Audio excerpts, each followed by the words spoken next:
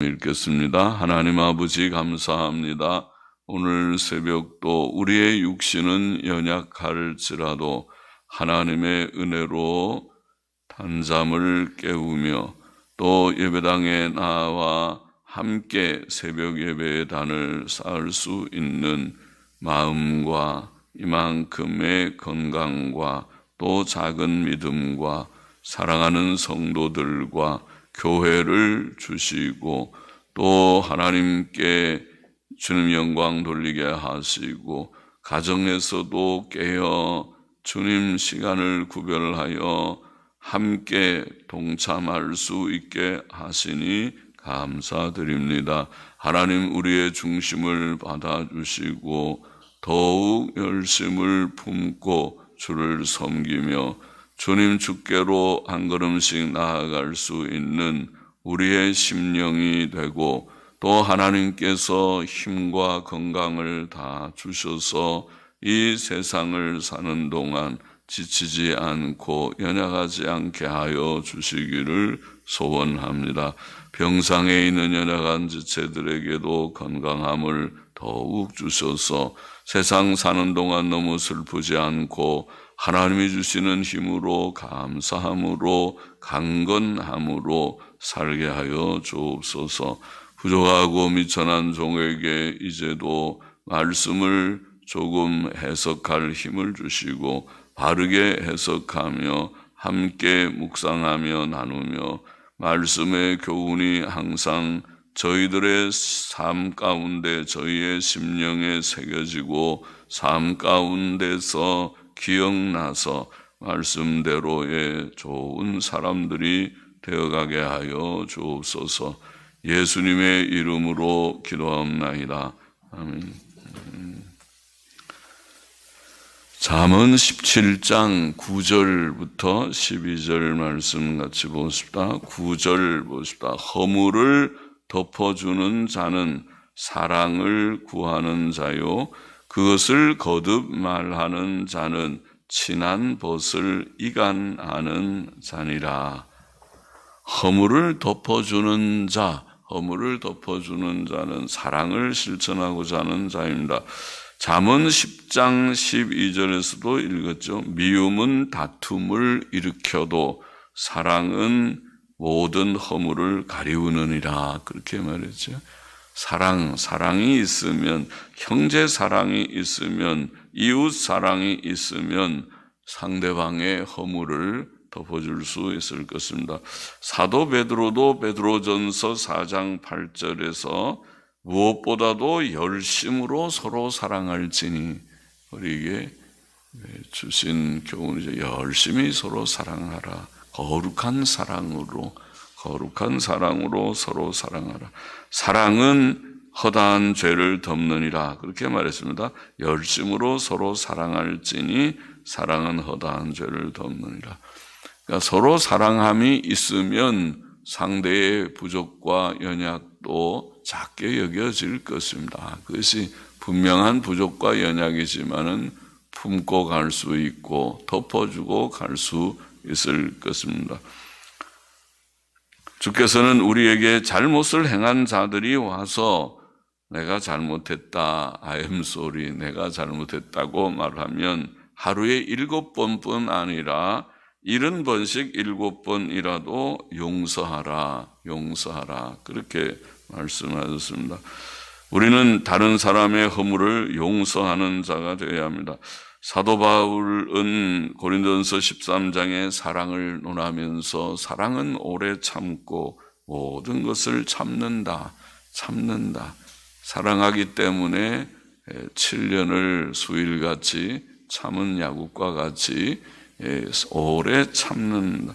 또 교훈하기를 너희는 모든 악독과 노함과 분냄과 떠드는 것과 회방하는 것, 비방하는 것, 남 비난하는 것을 모든 악의와 함께 버리고, 이런 것들이 안 좋은 것들이라는 말이죠.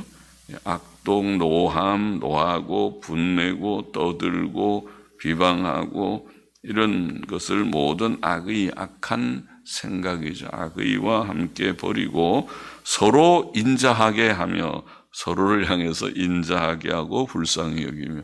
생각하면 참 그렇죠.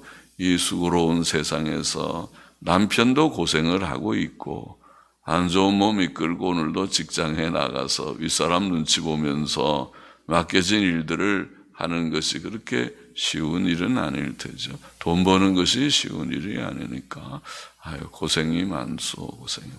또 아내들은 아내들대로 또 고생이 많고 아내들이 나가서 일까지 더러 하는 사람은 얼마나 배갑절에 고생이 많고 집안일만 해도 끝이 없는 일이 집안일이니까 그것도 잘하려고 하면 중노동이고 나이가 들면 이제 그것도 힘들죠. 다 힘들어서 집안일 하기가 힘들고 아주 남편이 돈을 잘 벌어서 여유 있으면 일하는 사람이라도 좀 도우미 아주머니들이라도 좀 오면은 낫겠지만은 그것은 다 보통 가정에서는 쉬운 일은 아닐 것입니다. 그래서 서로 인자하게 하고 불쌍히 여기고 서로 도와주려고 하고 당신 고생이 많아서 또 얼마나 또 무료합니까? 집안일 하는 것은 대학 나오지 않아도 다 할 수 있는 일인데 대학교나 나온 요새 젊은 사람들이 집안일 하려면 다 머리를 흔들고 그런 거 안 한다. 그러니까 결혼 안 하죠. 결혼하면 아기 낳고 집안일하고 그거 재미없어요. 직장에 나가는 게 훨씬 재미가 있죠. 돈도 벌어지고. 그래서 안 하려고 하지. 서로 불쌍히 여기고 참 당신 고생이 많다. 나 같은 시원치 않은 남편을 만나서 이렇게 고생이 많다. 그렇게 생각하는 게 좋고 서로 용서하기를 하나님이 그리스도 안에서 너희를 용서하심과 같이 하나님이 우리를 용서하신 것이 우리가 뭐 그렇게 예쁜 짓을 많이 해서 그런 것은 아니잖아요. 부족과 흠과 점이 많음에도 불구하고 하나님께서 우리를 품으시고 사랑하시고 용서하시고 큰 죄를 범했을 때라도 이제는 다시 그러지 말라고 기회를 주시고 하신 하나님이 아니었습니까? 그처럼 우리도 우리에게 잘못한 자들을 불쌍히 여기고 너그럽게 하나님의 마음을 품고 그렇게 용서하라. 그런 말씀이죠. 70번씩 7번이라도 그렇게 하라. 1만 달란트 탕감받은 자처럼 그렇게 하라. 그러나 그렇게 하지 않고 형제의 허물을 거듭하여 말하는 자는 그 보따리 풀어가지고 옛날 얘기 또 하고 자꾸 그러면 친한 벗을 이간하는 자죠. 그렇게 되면 친한 벗도 다 떠나가 버리고 말 것입니다. 우리는 이웃의 잘못을 한번 용서하면 그것을 거듭해서 말하지는 말아야 하겠습니다. 하나님께서도 그렇게 하신다고 그랬죠. 우리의 죄를 사하시고 다시는 그 죄를 기억지 않으신다. 예레미야 31장 34절에 보면 그런 표현이 있죠. 다시 기억지 아니하신다. 예수 그리스도 안에서 우리에게 사죄와 칭의의 은혜를 주시는 것은 그것이다. 다시 주님이 죄를 들먹이면서 너 옛날 그 죄 지었잖아. 자꾸 그렇게 하지 않고 다 내가 죄를 사하였노라. 의롭다고 내가 인정하였다. 그렇게 말씀하시면은 이제는 다시 그것을 기억지 않으신다. 우리는 하나님의 이 사랑을 본받아야 된다는 말이죠. 이웃의 잘못을 거듭 말하는 자가 되지 말고 허물을 덮어주는 사랑 있는 자가 되어야 할 것이다. 10절 보십시다. 한마디로 총명한 자를 경계하는 것이 게아라 경계라고 하는 히브리 말은 책망이라는 뜻입니다. 책망. 한마디로 총명한 자를 경계해. 책망도 일종의 경계죠. 그렇게 하지 마. 그거 잘못한 거야. 앞으로는 그렇게 하지 마세요. 그렇게 하는 것이 경계고 책망이기도 하죠. 한마디로 총명한 자를 책망하는 것이 매 100개로 혹은 매 100대로 100대나 아이고 한 대, 두 대만 맞아도 애들이 정신 차릴 텐데 100대를 매 100대로 미련한 자를 때리는 것보다 더욱 깊이 박이느니라. 100대를 맞아도 이 미련한 자는 고치지 못한다는 말이겠습니다. 미련한 자는 하나님을 경외치 않는 자입니다. 그는 교만하고 반항적이고 불평 원망이나 하고 항상 남의 탓만 하고 자기 부족은 생각 못하고 남의 탓만 하고 바른 책망을 진지하게 받지 않습니다. 그에게는 100대의 매도 별 효과가 없다. 그런 말입니다. 이런 사실은 이스라엘의 역사에서 잘 증거되었습니다. 이스라엘 백성은 광야에서 여러 번 징계를 받음에도 불구하고 계속 범죄했죠. 그들이 가나안 정착에서도 그렇고 사사시대에 이스라엘의 모든 역사, 열왕시대, 멸망까지. 그래서 우리가 이스라엘의 역사를 보고 인간의 전적 부패성과 무능력을 통절히 깨닫게 되는 것입니다. 인간이 그렇구나. 우리의 경험도 우리의 삶도 하나님이 몇 번이나 용서하셔도 또 부족한 악습과 악성이 우리 속에 뿌리 뽑히지 않는 것을 보면 우리가 참 죄인이다.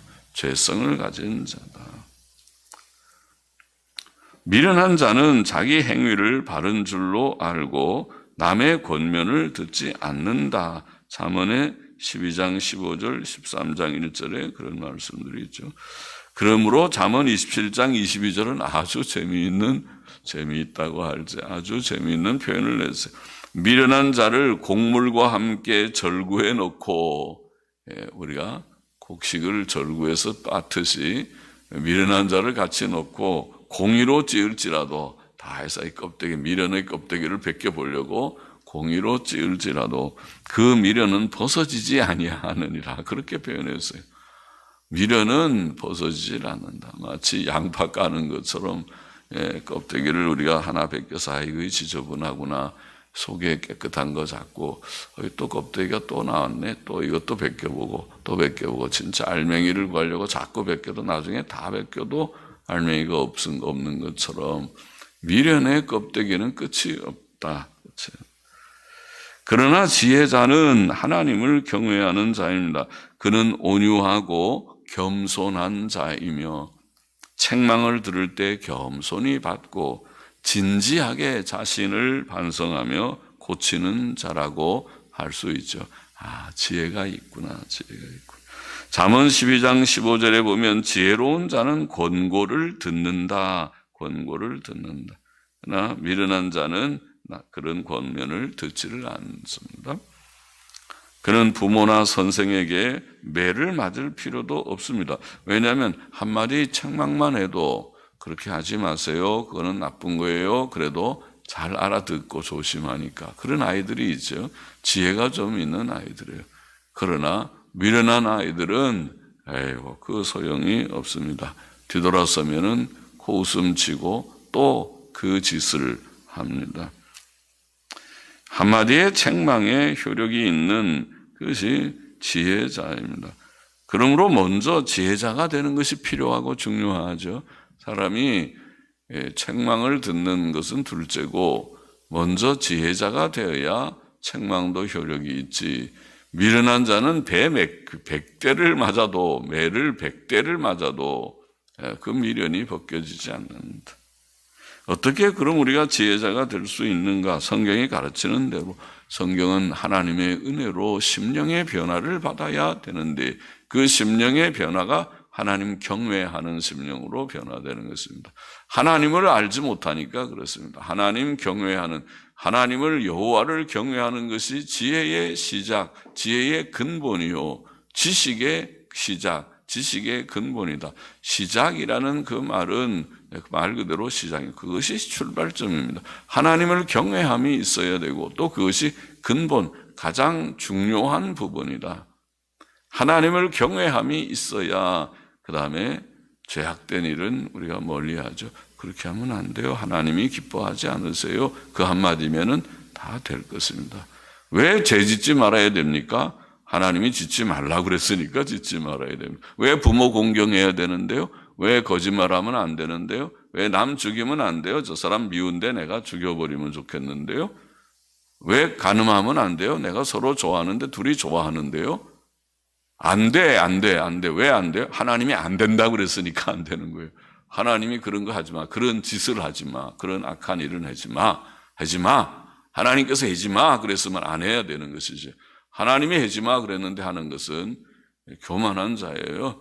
그럼 지혜가 없는 자예요. 하나님 미련한 자예요. 하나님을 경외함이 없는 자예요.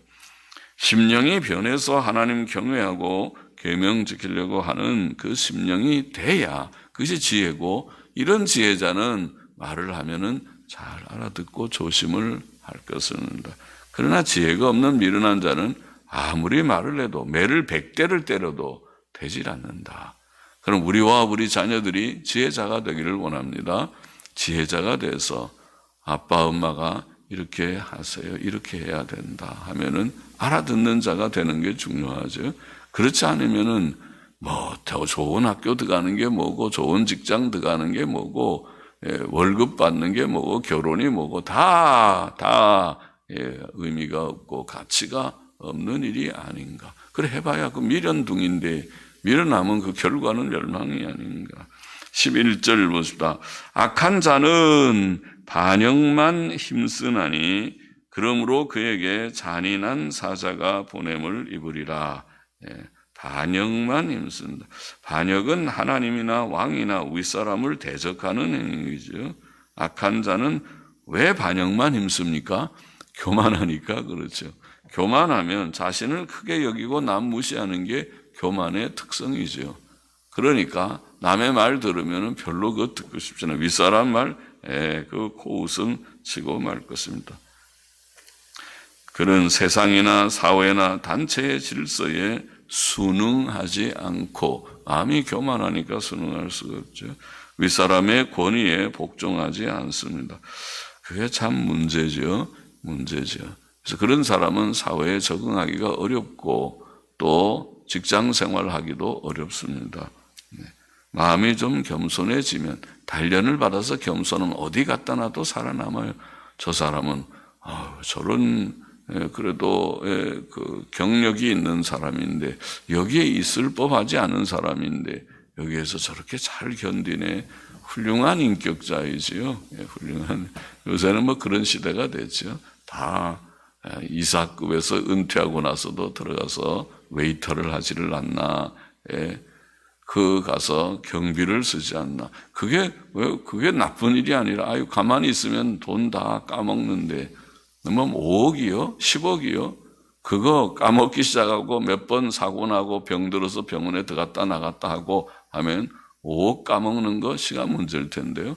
그러니까 그렇게 하지 말고 차라리 돈 100만 원에다 가서 조금씩 버는 것이 훨씬 낫다. 실제적인 생각이죠. 그러니까 그는 겸손한 마음이 필요하지, 그런 겸손한 인격이 되지 않으면 어림도 없습니다. 그런 데 가서 견디지 못하죠. 내가 어떤 사람인데 감히 내가 이런 일을 한다고 그러겠지. 그런 사람은 항상 불평하고 원망하고 대적하고 반항합니다. 모세 시대의 레위 지파 사람 고라를 기억하시죠. 고라는 동료들을 다 선동해서 또 유명한 족장 250명이나 포섭을 해서 선동을 해가지고 하나님의 종 모세를 대적했다. 그렇게 말합니다. 그는 모세에게 말하기를, 네가 이스라엘 총회 위에 자신을 높이는구나. 당신이 자기를 높여서 자기 왕국을 세우려고 하는구나. 그렇게 말해요. 천만의 말입니다. 모세가 자기 왕국 세우려고 그렇게 오기 싫은 길을 왔습니까? 가기 싫은, 하나님의 뜻이 아니면, 하나님의 명령이 아니면 오고 싶지 않은 길을 모세는 왔습니다. 그래서 온 회중을 회막문에 모아놓고 모세를 대적했다. 민수기 16장. 그때 하나님께서 얼마나 노하셨습니까? 노하셨죠. 모세를 판단하는 것은 하나님께서 바르게 판단하실 것입니다. 고라는 악한 자로 성경에 기록되었습니다. 신약 성경 유다서에 보면 초대교회의 거짓 교사들이 그러했습니다. 그들은 교만하여 하나님께서 교회에 합법적으로 세우신 목사와 장로들을 무시하고 교회의 일들에 대해 원망 불평하고 당을 지어 교회를 어지럽히고 하나님의 일들을 방해했다. 그들의 특징을 자세하게 유다서는 8절, 16절, 19절에 기록을 했습니다. 반대로 선한 자들은 하나님 경외하고 온유하고 겸손하며 순종하고 질서를 지킵니다. 그들은 윗사람을 존중하고 복종하며 동료들을 사랑하고 자신이 속한 단체를 잘 세워보려고, 그렇죠. 누가 앞장서서 책임을 맡았든지, 나중에는 또 지나고 나면 자기가 책임을 맡을지도 모르는 그 일들을 누가 맡든지 잘 같이 받들어서 행하려고 할 것입니다. 그렇게 되죠. 세상 사는 이치가 그렇죠. 사도 베드로는 하나님께서 인간에 세우신 모든 제도를 가정에서부터 또 작은 단체에서부터, 교회에서도 물론이고 또 국가도 주를 위하여 순복하되 왕을 공경하라, 그렇게 말했습니다. 사도 바울은 주 안에서 성도들을 다스리며 권면하는 자들을 가장 귀히 여기라, 데살로니가전서 5장 12절 13절에는 그런 표현이 있고, 히브리서 13장 17절에는 너희를 인도하는 자들에게 순종하고 복종하라, 순종, 복종 두 마디나 반복해서 썼습니다. 본문은 그러나 악한 자들에게, 악한 반역만 힘쓰는 악한 자들에게는 잔인한 사자가 보냄을 입으리라. 무서운 말씀입니다. 잔인한 사자가 와서 그를 징벌한다는, 벌을 내린다는 것을, 아까 말한 고라 같은 이는 하나님께서 얼마나 무섭게 징벌하셨는지, 땅이 갈라져서 산채로 그와 그 가족들이 땅 속에 들어가게, 그렇게 묻히게 하셨습니다. 멸망하게 되었습니다. 12절 보십시다. 차라리 새끼 빼앗긴 암곰을 만날지언정 미련한 일을 행하는 미련한 자를 만나지 말 것이니라. 본절에는, 우리가 본문에는 정말 미련한 자가 많이 묘사되어 있습니다. 새끼 빼앗긴 암곰에다가 비유했어요. 새끼 빼앗긴 암곰을 만나는 게 낫다는 거죠. 와, 새끼 빼앗긴 암곰이 얼마나 사나울 텐데요. 새끼가 없어졌고 새끼를 누가 빼앗아가니까 내가 봐라, 누가 가져갔는지 누가 뺏어갔는지 보기만 하면 내가 물어 뜯어버릴 거다고 지금 정신없이 날뛰는 암곰이 아니겠습니까? 그런데 미련한 자는 그거보다 더하다. 암곰이 차라리 낫다. 미련한 자는 심히 난폭하고 거칠고 이성적 판단이나 이해심이나 자제심이 없어 보이는 자입니다. 사람은 참으로 미련하고 악합니다. 사람들이 다 서로 상대를 위하고 서로 사랑하고 조용하게 평온하게 서로 도우면서 산다면 얼마나 좋겠습니까?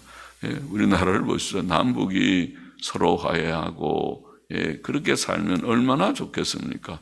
이산가족 그거 다 서로 만나게 해주고, 왜 잡아가기는 왜 잡아갔어요? 여기서 다 납치자들이 엄청 많더라고요. 납치자들이 몇백 명이 되든가 뭐 그렇죠. 엄청 많은데 납치자들을 왜 잡아갑니까? 다 그 간첩 훈련시키는데 사용해 써먹으려고 납치하는 거 아닙니까? 한국의 풍습을 다 익혀가지고 간첩 훈련시키는데 다 써먹었습니다. 미국 사람들 납치한 사람들은 영어 교육시키는데 다 써먹으려고 납치했습니다. 그렇게 해서 이 남한을 적화시키려고 하는 그런 야욕만 없다면, 그런 악한 마음, 그런데 그 마음은 벌써 1917년부터 있는 공산주의자들, 사회주의자들의 그런 마음입니다. 온 지구 전체를 공산화시키겠다는 그 야욕, 공산주의, 공산당 선언에서 막스와 레닌이 선언한, 막스와 엥겔스가 선언했던 그 내용입니다.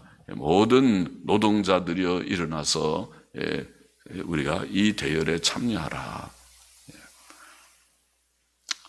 자, 그 악한 마음이 없이 서로 평온하게 산다면 그런 일이 없을 것입니다.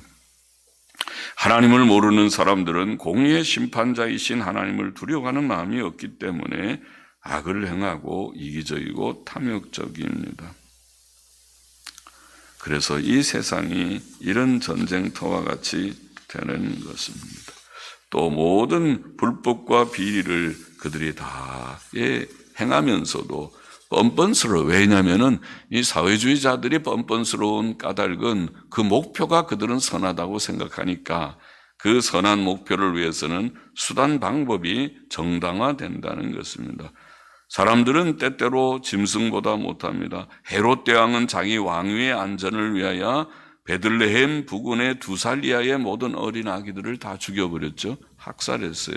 유아 학살을, 대량 학살을 했습니다. 이것은 동물의 세계보다 더 악한 일이죠. 인류 역사에 이런 일들이 있었죠. 20세기 2차 세계대전 기간 유명한 독일의 나치 정권 독재자 아돌프 히틀러. 히틀러는 유대인 멸종 정책을 펴지 않았습니까? 600만 명의 유대인을 학살했습니다. 그 유대인들을 전부 가스실에 데리고 가서 그것을 샤워한다고 그죠? 샤워실에 데리고 들어가서 가스로 다 그들을 죽이고 그거를 눌러서 기름을 짜서 탱크에 기름을 사용했습니다. 이 악한 인간이 얼마나 악하면 그 지경이 되는가. 600만 명의 유대인들을 죽였습니다. 그것은 일본이 우리나라를 착취한 것에 비교할 수 없는 일이죠. 그러나 그래도 독일은 그것을 다 반성하고 그래도 유럽이 독일을 받아들였죠.